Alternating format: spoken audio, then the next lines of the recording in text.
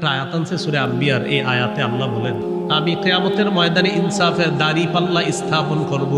ইনসাফের দাড়ি পাল্লা স্থাপন করার পর আমল ওজন করব অথবা আমল নামা ওজন করব। দেখেন কি বলি, আমল ওজন করা হবে অথবা আমল নামা ওজন করা হবে, অথবা আমলকে একটা দেহে রূপান্তরিত করে ওই দেহটাকে ওজন করা হবে, অথবা আমলকারী মানুষটাকে ওজন করা হবে।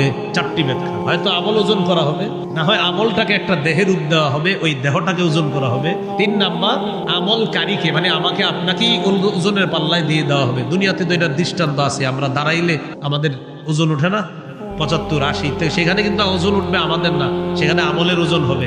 প্রশ্ন হলো, হুজুর আমলের ওজন আমার শরীর দিয়ে কিভাবে হবে? মুহাদ্দিসিনে কেরাম লেখেন, রূহ যেমন শরীরের ভিতরে আল্লাহ রাখে কিন্তু দেখা যায় না, আমল নামাটাও আল্লাহ শরীরের ভিতরে ঢুকাইয়া দিবে যদিও দেখা যায় না। ও যখন ওজনের পাল্লায় উঠবে তখন ওই আমল অনুযায়ী, ভালো আমল আর খারাপ আমল অনুযায়ী ওর ওজনটাও উঠে যাবে। এটা 3 নাম্বার ব্যাখ্যা। 4 নাম্বার, আমল নামা ওজন করা হবে, তাহলে আমল ওজন করা হবে, স্বয়ং আমলটা। 2 নাম্বার, আমলকে একটা দেহেরূপ দিয়ে এটাকে ওজন করা হবে। 3 নাম্বার, আমলকারীকে ওজন করা হবে। 4 নাম্বার, আমল নামাকে ওজন করা হবে।